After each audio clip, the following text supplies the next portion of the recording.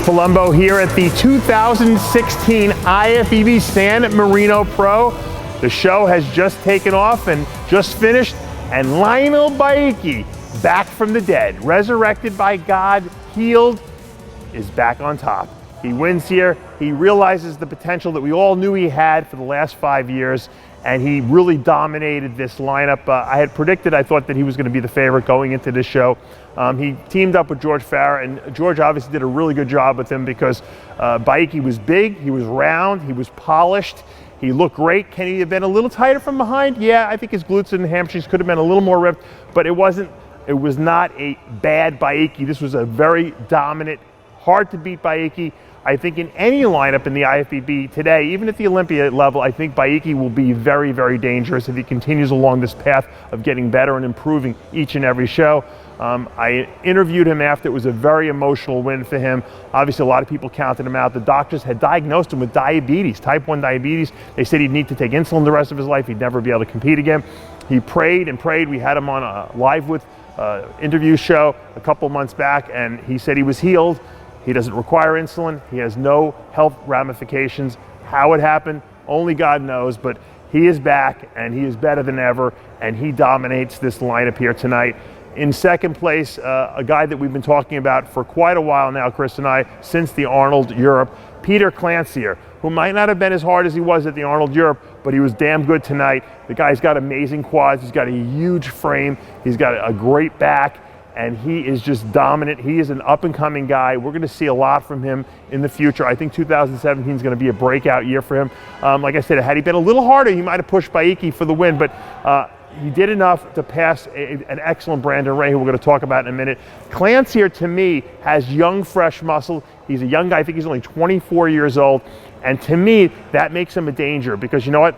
Guys that are young are only going to improve over the next 4, 5, 6 years, and God knows where he'll be with that structure he possesses. I think he will be a top 6 Olympian at some point in the future. If he pulls it all together, learns how to peak his body consistently, he's a dangerous guy. Branden Ray, what can I say? Here's a guy that a lot of people said is a 212 guy. He came in here, the shortest guy for certain on stage, but damn good shape. I've never seen Branden Ray in this good a condition. He had striated glutes. This might be his best look ever. He showed that size doesn't matter. He was a giant killer in this lineup. He beat a lot of big guys that probably never thought that he would beat them. He had shape. He had structure. He's got one of the best set of arms on stage. He's got a huge chest, and he knows how to present his body on stage, and I think that really helps him as well. He's kind of like a mini Sean Ray in a way, but he showed that, look, it doesn't matter how tall you are. I don't need to be a 212 guy. He's a legitimate open guy. He finishes third in this lineup. Congratulations to Branden Ray. Let's talk about Jeff Beckham, fourth place, who to me has the most potential of anyone in this lineup. We've been saying this for years about Jeff. He's brought conditioning that we haven't seen in a long time to the stage, and I think that if he can get the combination of size and conditioning to mesh in one show, he's going to be a really dangerous guy as well. I don't know how old he is now. I believe he's still in his 30s, and he's still got a couple really good years ahead of him. Structurally, he's fantastic.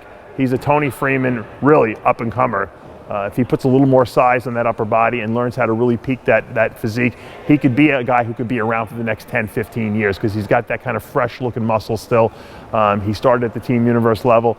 Now he's really starting to dominate these lineups. Fourth place here. I could have seen him a little higher. He wasn't quite as hard as he was a couple of weeks ago when we saw him competing. He flew in kind of at the last minute too, which doesn't help either. You know, that's usually have water problems. But I think Beckham really put on a great performance. I noticed Rafael Santojo loved that routine he did. It was a very artsy-fartsy routine, but I like that. I like interesting, I like creative. Beckham is creative. He brings life and energy to the sport. He's good for the sport. I know I'm going to mess up fifth place guy's name. I believe it was Mihan Zuman. And he really surprised us all because he wasn't even in the first call out at the pre-judging. And I said to Johnny Stiles, I said, this guy is damn hard. I think he should be in that first call out. And you know what? The judges reevaluated, and he wound up passing Jabunia, who wound up in sixth place, and Zuman finishes in fourth. He has a lot of tattoos on him. He looks like a hardcore guy, but man, was he nasty, peeled and hard. His glutes were striated. He had lower back detail.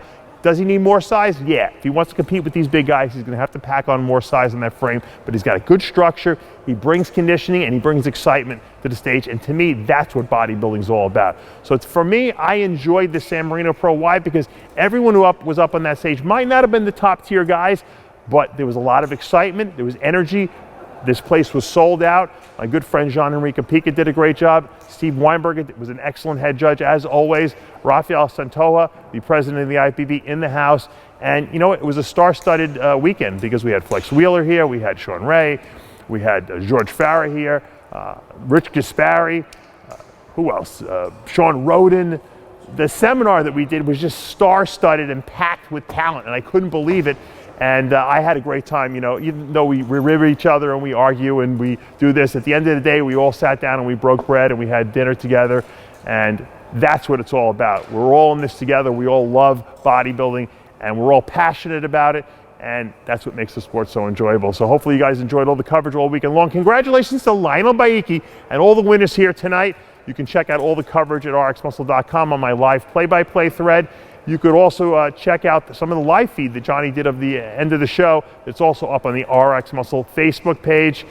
And for now, I'm Dave Palumbo with rxmuscle.com.